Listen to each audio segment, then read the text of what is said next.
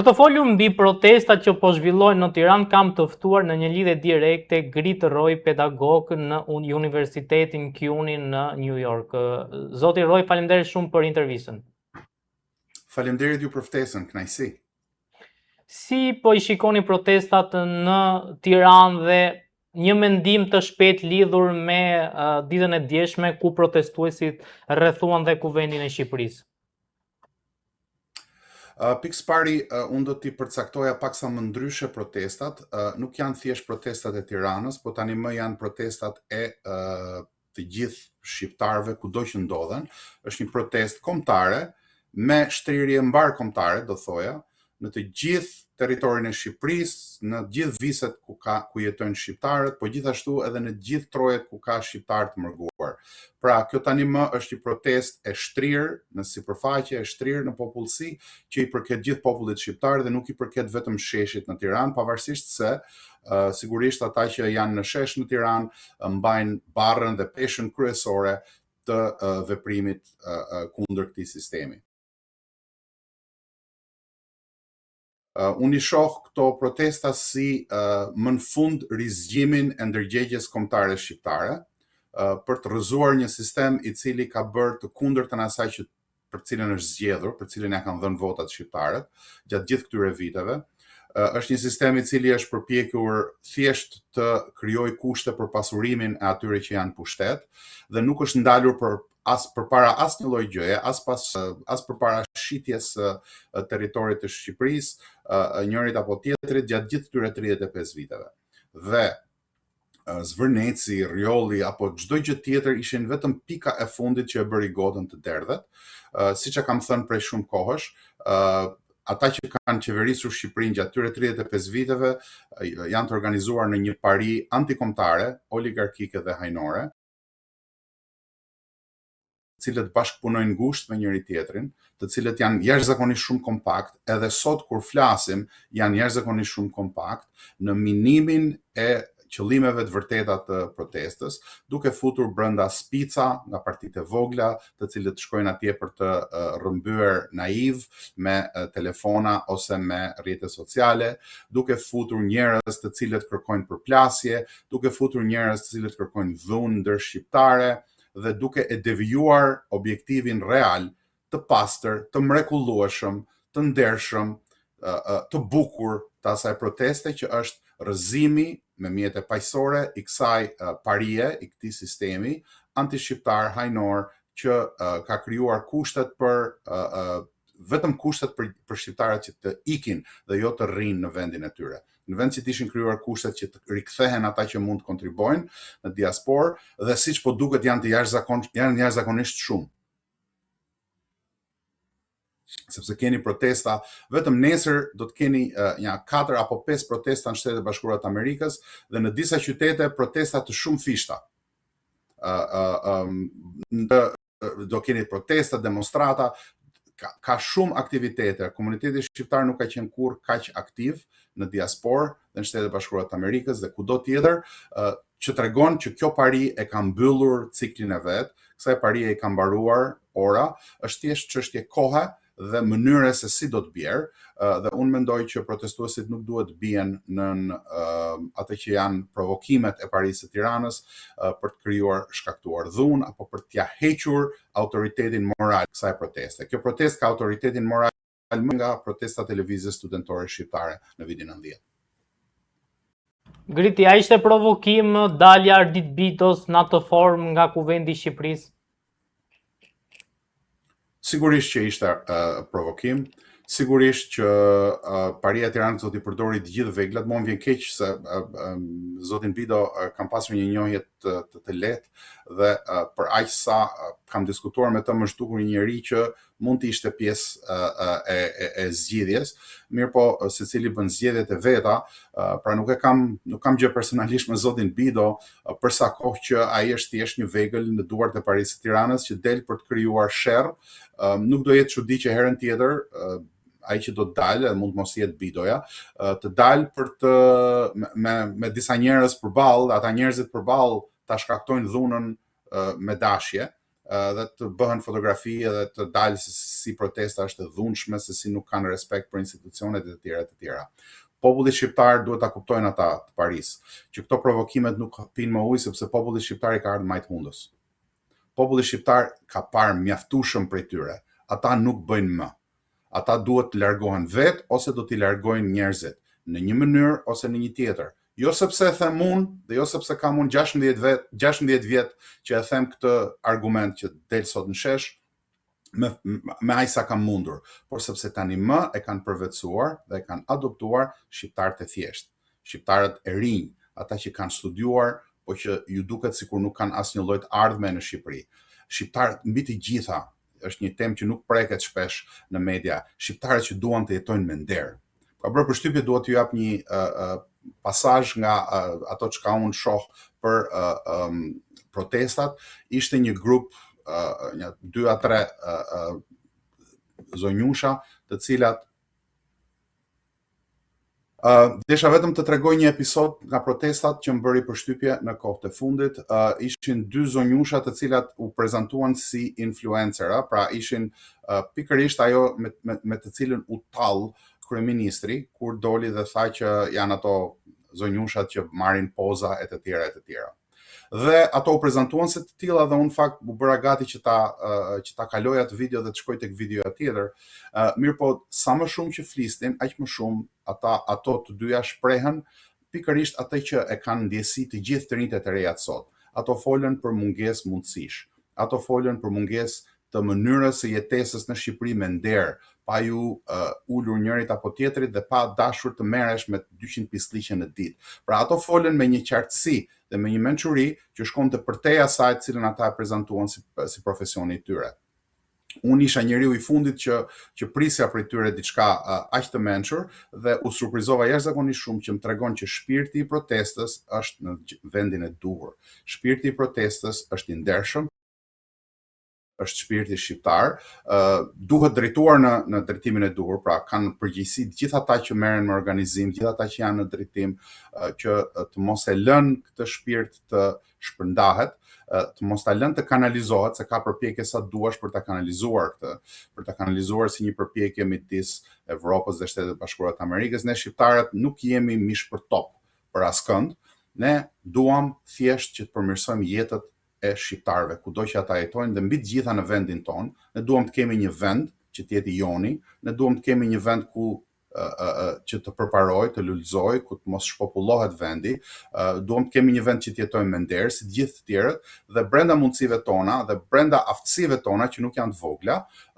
të kapim maksimumin asaj që mund të kapim. Në një sistem i cili i pranon të gjithë, i cili lejon të gjithë shqiptarët që të jetojnë me nder. Ky është objektivi sipas meje i kësaj proteste dhe ky nuk duhet humbur. Duhet mbajtur si busull drejtuese. Gridi, nuk e di nëse i ke parë dhe disa video të përplasjes djetë të protestuesve me disa simpatizantë Partisë Demokratike. Teksa kalonin në ngjit me selin e Partisë Demokratike, ata thirrën Rama Burg, Berisha Burg, e siç duket kjo irritoi disa simpatizantë. Si e pat atë moment dhe besoni që të dyja palët kanë komplekse nga kjo protestë? Unë mendoj që ai është një provokim. Unë mendoj që ai provokim nuk duhet vazhduar. Se të gjitha palët, si Partia Socialiste ashtu dhe Partia Demokratike, po dhe ato partitë e vogla se nuk duan lënë pasdore dhe ato, kanë falangat e tyre me njerëz të cilët janë të gatshëm të krijojnë dhunë dhe përshkallëzimi i dhunshëm i protestës do të bëjë 2 gjëra. Do të humbë besimin e njerëzve që kjo protestë është për njerëzit, është për popullin dhe mund ta paksoj protestën, numrin e protestuesve, dhe së dyti do të japi Paris armën më të mirë për të rifituar legitimitet.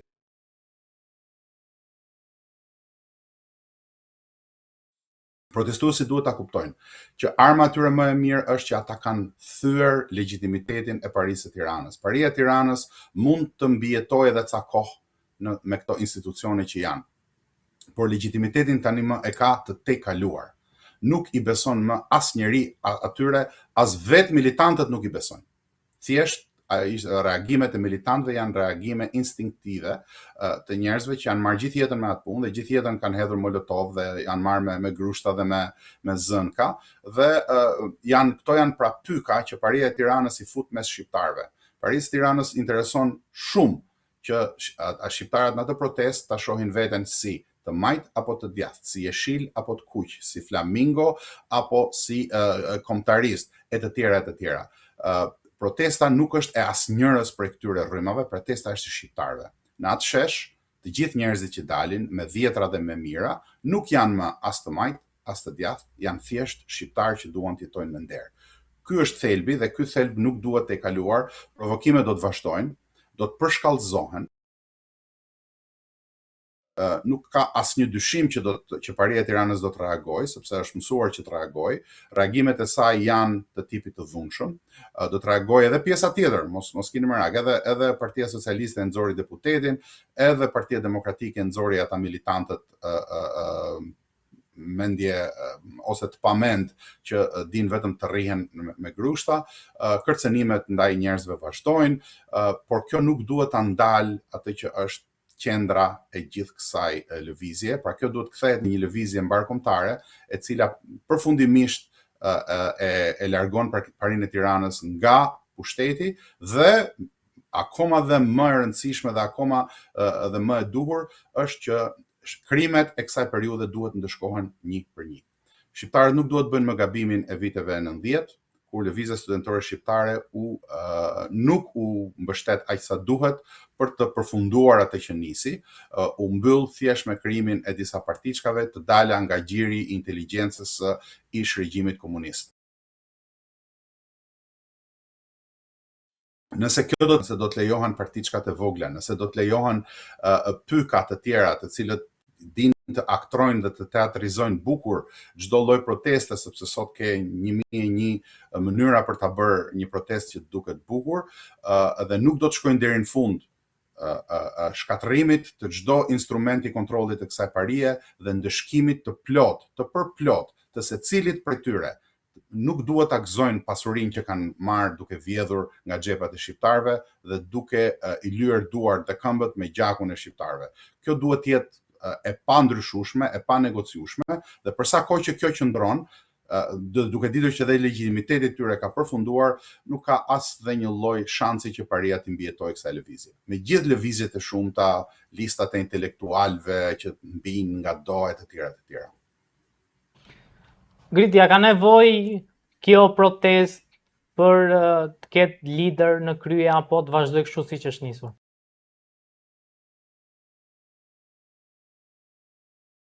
Siç e fillova ta thash, kjo është një pyetje me shumë vend. Paria ka filluar edhe të punojë edhe në këtë anë, ka nxjerr 10 lista intelektualesh, bile njëra kishte rreth 200 intelektual në mërgat në diasporë, të cilët mezi pas kishin pritur këtë protestë për t'u ndjerë shqiptarë dhe për të thënë që janë të gatshëm të punojnë për Shqipërinë. Unë për gjithë këto lista që mbijnë, që janë gjitha krijime dhe trillime të Parisë Tiranës, në një masë ose në një tjetër, do thoja që njësia matse për gjitha këto është çfarë kanë bërë gjithë këta njerëz që aktivizohen sot për Shqipërinë, cili është mesazhi i tyre, cili ka qenë mesazhi i tyre për Shqipërinë, dhe pse u zgjuan sot. A mos është fallë ky një lloj oportuniteti politik, oportunizmi politik nga njerëz të cilët as nuk kanë studiuar Shqipërinë në doktoraturat e tyre, të cilët as nuk janë ndjer për Shqipërinë, një pjesë të cilëve kanë qenë edhe funksionarë shtetëror të lartë deri para pak kohësh dhe tani që kanë marrë pozicione, jam i sigurt, të merituara akademike dhe hapet oportuniteti politik, krijojnë lista në mbështetje të protestës pa dhënë në një ndihmës reale, pa dhënë ndonjë ide të qartë se si dhe qysh dhe cilat kanë qenë problemet e Shqipërisë deri më sot dhe si do të jetë zgjidhja. Mua këto më duken zgjidhje false, por nga ana tjetër, Shqipëria dhe protesta ka nevojë për një linjë të qartë. Ndoshta jo detyrimisht një grup drejtues që dali ballazi, sepse Paria e Tiranës i ka edhe gurin edhe arrën në dorë, ndaj dhe unë e mirë kuptoj deri në një farë pike mënyrën e fshehtë të organizimit të protestës, por ka nevojë që linja të jetë e duhur, ka nevojë që të ketë një drejtim të qartë, ka nevojë që protesta njerëzve t'ju flas drejt për drejt, çdo ditë, pa ndalim, sepse duhet kundërshtuar edhe propaganda e shfrenuar e Parisë së Tiranës, e cila kontrollon përveç të tjerave dhe mediat janë vegla, me përjashtime jashtëzakonisht shumë të pakta, janë gjitha veglat Parisë Tiranës, të cilat vetëm me thashë themet që ju ushqen Paria e Tiranës. Pra këtu ka ardhur koha që protestuesit jenë të matur, të mençur, të krijojnë struktura të vogla, të lidhura mes njëra tjetrës, të gjejnë një platformë të qartë organizuese, të pakontrollueshme nga Paria, dhe në momentin që të jetë koha për shkallëzim, për shkallëzimit mos të jetë drejt dhunës, po të jetë për shkallëzim drejt tërheqjes të sa më shumë shqiptarëve, drejt protestës, sa më shumë shqiptarëve drejt sa rrugë, e cila e përsëris nuk i përket as të majtës, as të djathtës, as të poshtmes, as të lartës, as qytetarit, as katundarit, as Tiranasit, as Shkodranit, as ati në Frankfurt, as ati në New York, as ati në Washington DC, i përket të gjithë shqiptarëve. Kjo është protest që i përket gjithë shqiptarëve dhe duhet që sistemi i ri të përfaqësojë të gjithë shqiptarët. Ka kohë sa duash për parti, ka kohë sa duash për veprime politike të mëtejshme, në radhë të parë duhet synuar shkatërrimi i këtij sistemi. Jo thjesht dorëheqja, por duhet bjerë ky sistem që ka rënë në legjitimitet, duhet bjerë edhe në realitet.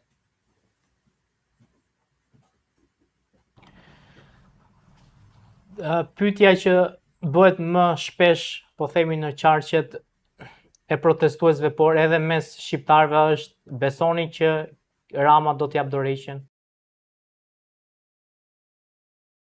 Unë ditë ju them që besoj që Edi Rama do t'i shkoj deri në fund antishqiptarisë vet, që Sali Berisha do t'i shkoj deri në fund antishqiptarisë vet, që veglat e tyre do t'i shkojnë deri në fund antishqiptarisë vet, që do të përpiqen ta çojnë këtë punë në dhunë e në gjak nëse nuk kanë zgjedhje tjetër, që deri atëherë do të përpiqen të fusin ashkla dhe pyka dhe të tjetërsojnë mesazhet e një proteste të pastër, dhe ta bëjnë këtë protestë neutrale, dhe ta bëjnë këtë protestë thjesht për ambientalistë. U përpoqën me një deklaratë të Parlamentit Evropian që t'ja ulin tonet protestës, se ja tani çështja ambientale u zgjidh, Parlamenti Evropian foli, nuk ka më nevojë për protestë, po përpiqen që ta çojnë protestën drejt dhunës, dhe kjo e asocion atë me Partinë Demokratike, dhe dihet se sa njerëz tërheq protesta Partisë Demokratike dhe sa legjitimitet nën zero kanë të gjithë drejtuesit e saj, nga më i madhi tek më i vogli. Pra janë duke përpjekur gjithë së bashku duke bërë punën e vet. Nga ana tjetër, Sali Berisha që deri dje ishte kundër protestës, tashti thot dilin protesta edhe sepse më shajnë mua. Pra është një vorbull e madhe veprimesh dhe veprimtarish, herë të dukshme e shpesh herë të padukshme të Parisë së Tiranës, të cilat synojnë që të mos lejojnë askënd që ta bëjnë tokën djerr, dhe të mos ta lejojnë këtë protestë që të jetë humusi i një Shqipërie të lirë. Shqiptarët nuk kërkojnë një Shqipëri të re. Shqipëria është e jona, kjo është Shqipëria. Nuk është një Shqipëri e re, edhe ky është një parrull që mund të interpretohet në shumë mënyra të këqija. Shqiptarët kërkojnë një Shqipëri të lirë. Shqiptarët kërkojnë një sistem të ri politik. Shqipëria kjo është ka mijëra vjet që ekziston dhe do të ekzistojë edhe për mijëra të tjerë kur ne mos jemi më gjallë. Shqipëria nuk do të ri-inventohet, nuk do të ri-shpiket. Shqipëria është kjo, por ne duam një sistem, dhe kur flas gjithë popull në emër, jo se e përfaqësoj unë, po mendoj se flas në emër të gjithë popullit shqiptar, ne duam një Shqipëri të lirë, një Shqipëri të mundësive, një Shqipëri ku gjithë secili të jetojë me nder. Nuk është e re, është një Shqipëri, po ajo Shqipëri është, por është Shqipëri për shqiptarët, jo për pushtetarët, jo për ata që vjedhin popullin e vet, jo për ata që e konsiderojnë popullin e vet këta pisa. Kjo duhet me qenë Shqipëria, jo për ata që i vjedhin parat ditën dhe i lënë kazino natën. Kjo duhet të jetë Shqipëria, Shqipëria e njerëzve të ndershëm, njerëzve që punojnë, njerëzve që sakrifikojnë, njerëzve që kanë ndjenjën e imit publik. Këtë kërkojnë protestuesit. Ndonse mund mos ta artikulojnë me kaq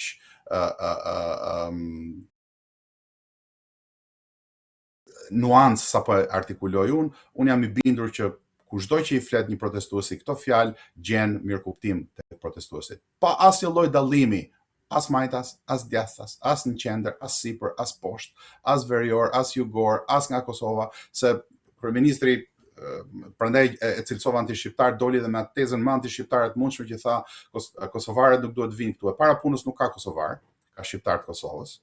E dyta punës, kush është kryeministri i Shqipërisë që të pengoj popullin shqiptar që të protestojë. Shqiptarët e Kosovës janë pjesë e popullit shqiptar. Shqiptarët e diasporës janë pjesë e popullit shqiptar.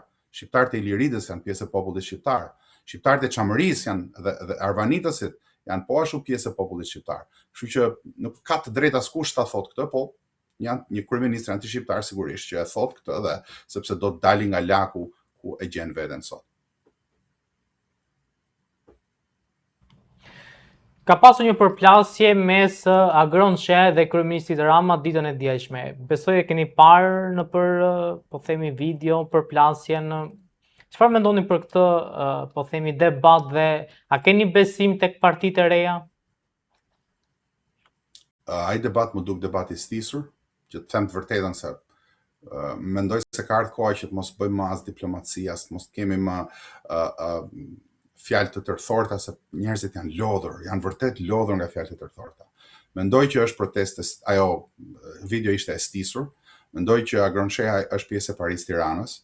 Mendoj që Agron Sheha u zgjua tani anti-Paris,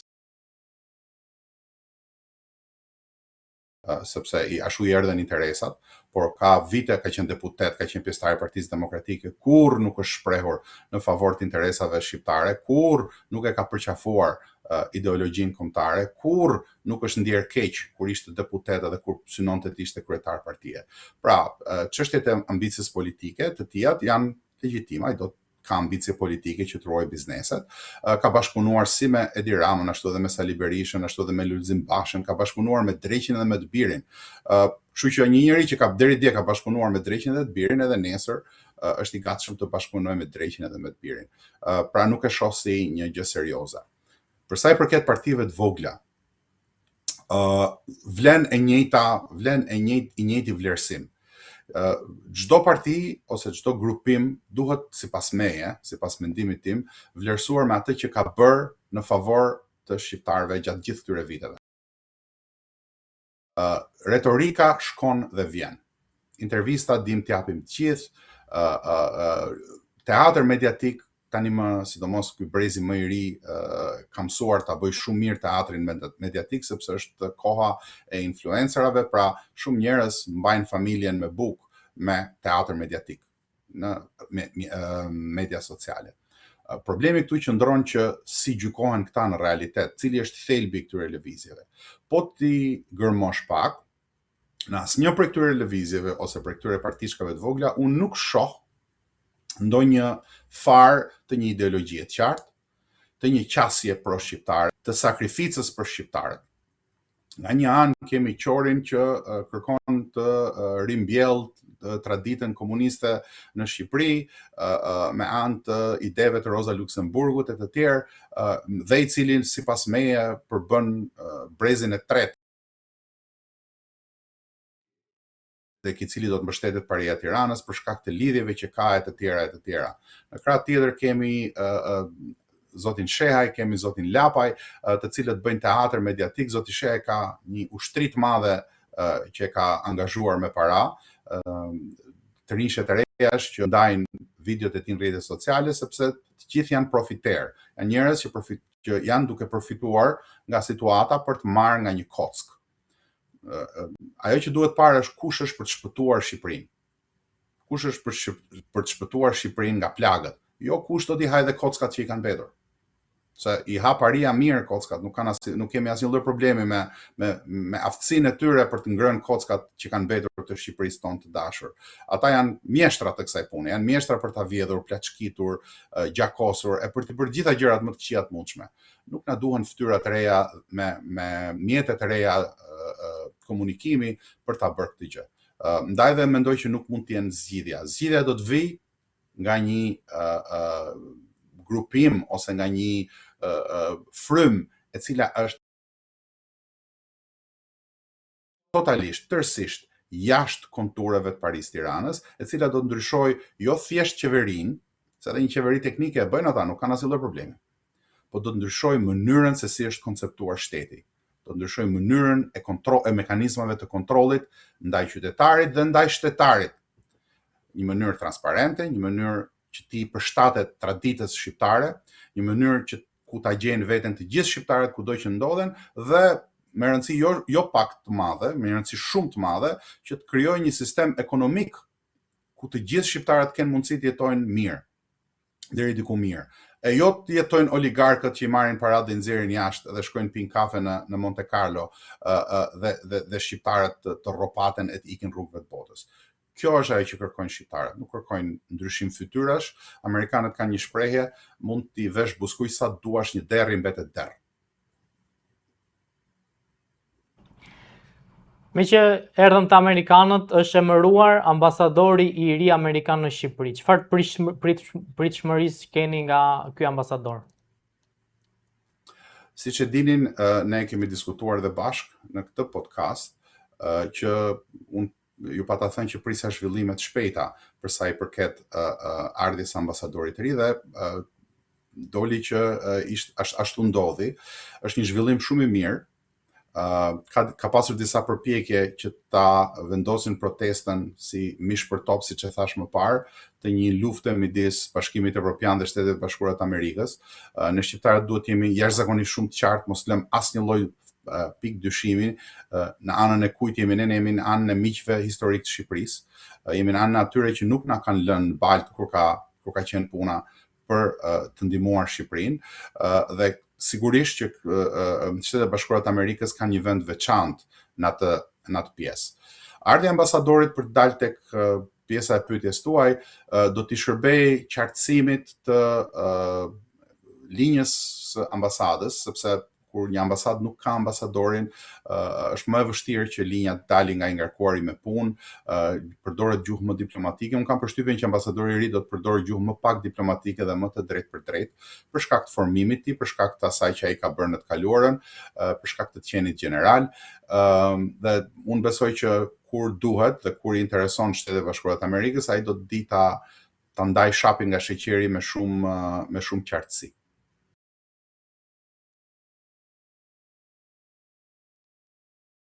Ka pasur një operacion të SPAK-ut kohët e fundit ku janë goditur dy biznesmen, le të themi të quajtur deri tani biznesmen, Artur Shehu dhe Ilir Shtufi. E ndërkohë ka pasur dhe kontrolle dhe sekuestrim të telefonit të biznesmenit Samir Mane. Si shikoni këtë lëvizje të SPAK-ut dhe a besoni që ka ardhur momenti që edhe po themi biznesmen të ndryshëm të foten në sitën e SPAK-ut? Spari herë më vjen mirë që u vetë korrigjove kur the ta ashtu quajtur biznesmen, sepse është pjesë e rëndësishme e diskutimit publik, e agoras publike. Sepse nuk ka asnjë gjë të keqe që të ketë Shqipëria biznesmen të mëdhej, përkundrazi është gjë e mirë. Nuk ka asnjë gjë të keqe që Shqipëria të ketë njerëz të suksesshëm të cilët kanë mbledhur shumë para, përsa kohë që këto janë mbledhur me metoda të ligjshme dhe përsa kohë që këta persona që e kanë mbledhur pasurinë në Shqipëri i shërbejnë shqiptarëve dhe shtetit shqiptar, sepse aty ku e mbledh pasurinë, aty duhet të kontribosh në shoqërinë e atij vendi, duhet kontribosh, ata janë pjesë e shoqërisë. Në këtë këndvështrim, unë nuk mendoj që pjesa më e madhe atyre që përmendet ju janë biznesmen.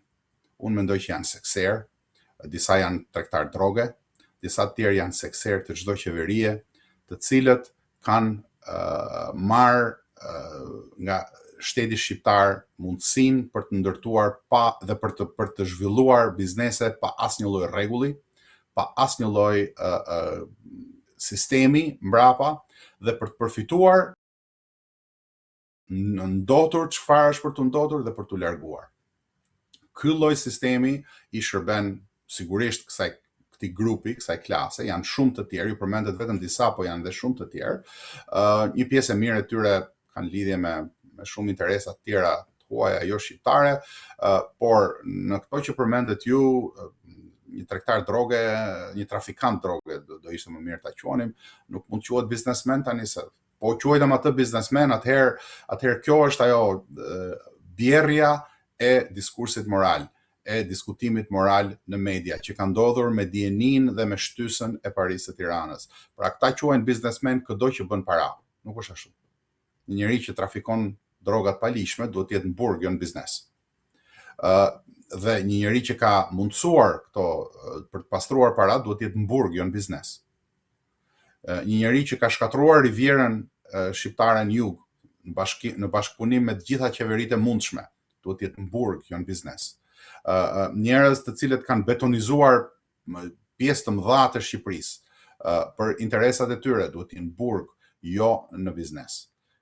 Kur them në burg, nuk flas në burg sepse dua unë apo do ti apo do turma atje për jashta. Nuk është çështje. Janë shumë të qartë ata protestuesit. Kur thonë në burg, ata thonë të ketë drejtësi, të dënoj drejtësia. Brenda të gjitha ligjeve, brenda të gjitha rregullave, jo merri kapi.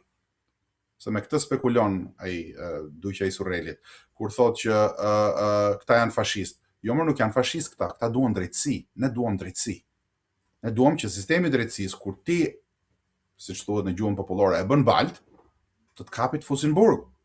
Jo të bëhesh ti edhe politikan, edhe jashtu quajtur biznesmen, edhe me para, edhe ti kesh të gjitha, edhe ti nxjerrësh parat jashtë Shqipërie, edhe të fusësh duart në aferat më të ndyra të shtetit shqiptar nga të gjitha llojet e qeverive dhe pastaj të respektojmë. Por nuk funksionon ashtu në asnjë vend botës. Ajo që vjen me pasurinë është edhe një lloj përgjegjëshmërie.